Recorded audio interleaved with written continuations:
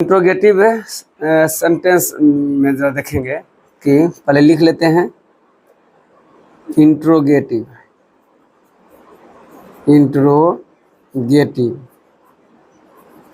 Sentence.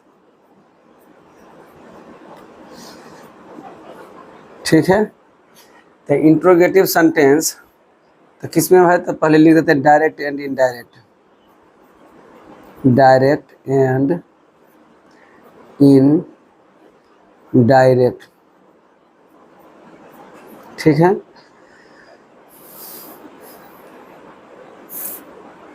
तो इसमें से पहले एक सेंटेंस ले लेते हैं कि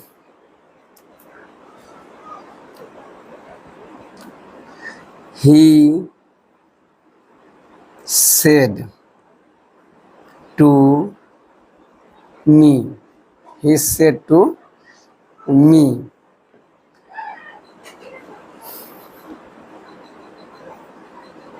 can you give me your pen. ठीक है,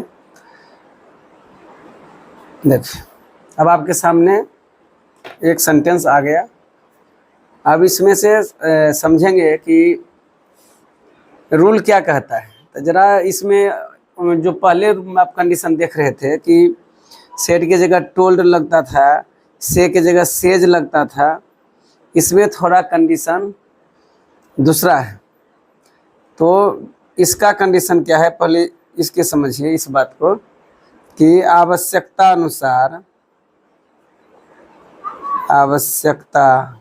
अनुसार सेड के जगह जो है वह आपको करना क्या है कि आस्क, इंक्वायरी, डिमांड,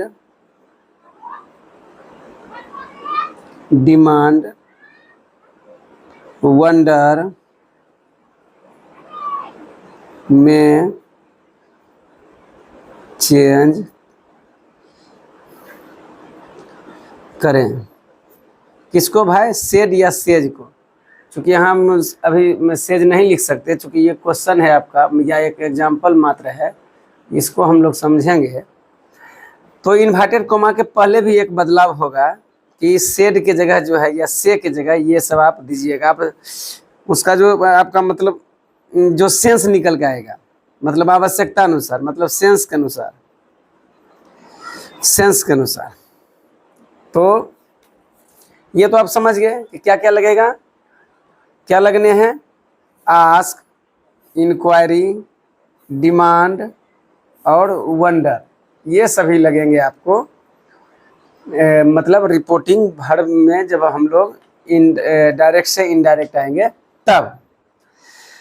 अब आ जाइए, अब कहता है कि यह तो हो गया एक। दूसरा हम समझिए कि इन्वर्टेड कोमा जो है उसके बदले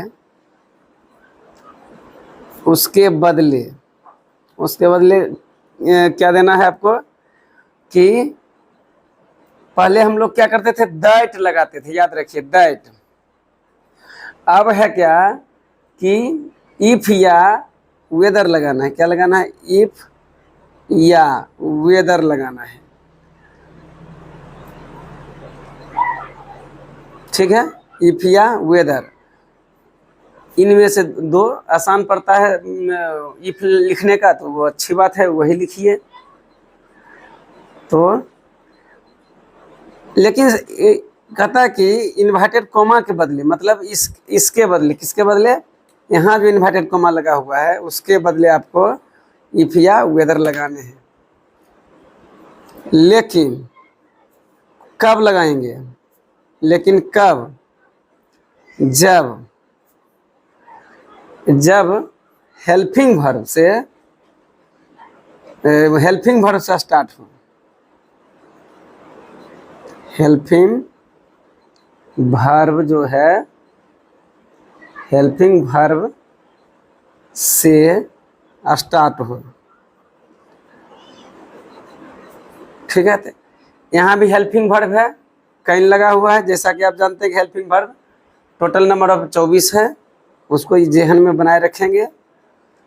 तो इफ या वेदर तब लगेगा जब यहाँ का जो मैंने रिपोर्टेड स्पीच जो है उसका जो वर्ब होगा वह एक्जुअलरीज होना आवश्यक है।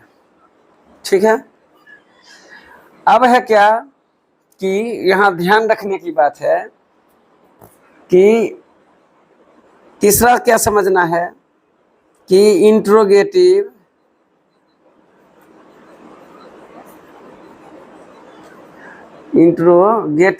सेंटेंस, इंट्रोगेटिव सेंटेंसेज को आप क्या करना है, असर्टिव में परिवर्तित कर देना है।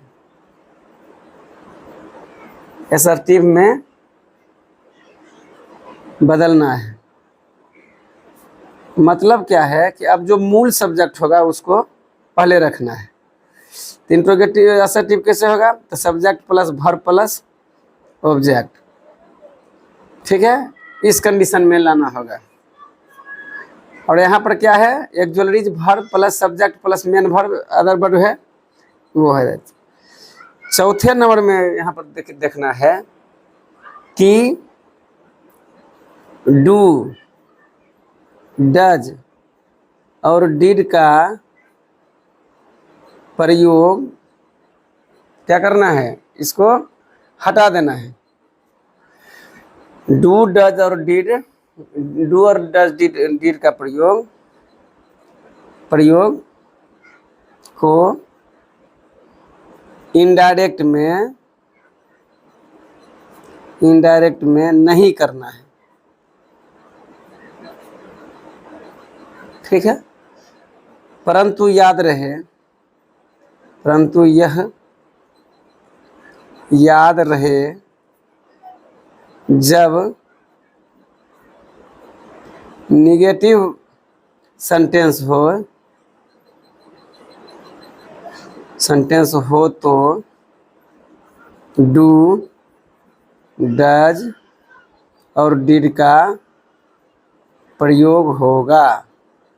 ठीक है, तो थोड़ा शर्त है, इसको आप समझते जाइए। चलिए अब आप इसको बनाइए। अब कहता है कि he said to, he question है, फिर से लिख देते हैं कि he said to me can you give me your pen, ऐसा है। तो इसको चेंज करेंगे। तो आवश्यकता अनुसार कहता है कि सेट की जगह क्या देंगे। तो आप इसको देख लिए थे कि यहाँ है आस्क, इंक्वायरी, डिमांड और वंडर। तो इस अनुसार से आप समझिए इसको कि आवश्यकता अनुसार क्या लगाना है यहाँ पर। तो अब कुछ मतलब जो सेंस निकल के सामने आ रहा है। अब यहाँ पूछ रहा है, तो पूछ रहा है तो आस्क कर दीजिए, बात ज़्यादा कुछ है नहीं। अब इसका जो बन जाएगा इनडायरेक्ट होगा ही आस्क्ड, देखते जाइए, ही आस्क्ड मी। अब इसके जगह आप क्या कीजिएगा, अब इफ लगा दीजिए या वेदर, दोनों में से कोई एक लगेगा। सीखने के ख्याल से हम यहाँ दोनों दे देते हैं, इफ या वेदर। ठीक है, लिख दिया इफ या वेदर। अब आइए, अब वही सारा पुराना रूल अपनाइए, कोई दिक्कत नहीं है कि अब असर्टिव बनाना है तो यू का पहले लाइएगा। तो यू कौन पर्सन है, सेकंड पर्सन ऑब्जेक्ट के अनुसार, सब्जेक्ट पर है तो आई लिख दीजिए, आई।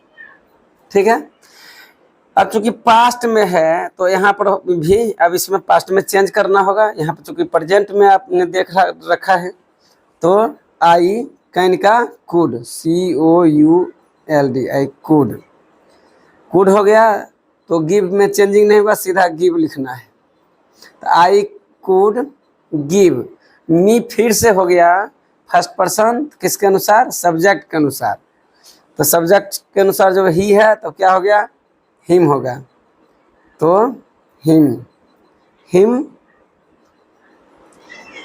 अभी योर है, योर फिर सेकेंड पर्सन है ऑब्जेक्ट के अनुसार, ऑब्जेक्ट में मी है, और मी का जो होता है एडजेक्टिव, मी का एडजेक्टिव क्या होगा, तो माई। लिख दीजिए हिम माई पेन। अब यहाँ देखिए इफ या वेदर का प्रयोग हुआ। यहाँ जो इंट्रोगेटिव है वो इंट्रोगेटिव यहाँ पर है, तो असर्टिव में प्रयोग हमने किया है कि I could give him my pen. तो इस प्रकार थोड़ा सा हल्का क्रूशियल है, लेकिन ज़्यादा नहीं, एक दो बार समझने से, एक दो बार देखिए इस वीडियो को, आपको समझ में आ जाएगा। और आवश्यकता अनुसार आप चेंज करते रहिए। अब जो क्वेश्चन जाएंगे इसके बाद हम WH फैमिली से लेके आएंगे। तो आज तक के लिए इतना ही, बहुत बहुत धन्यवाद।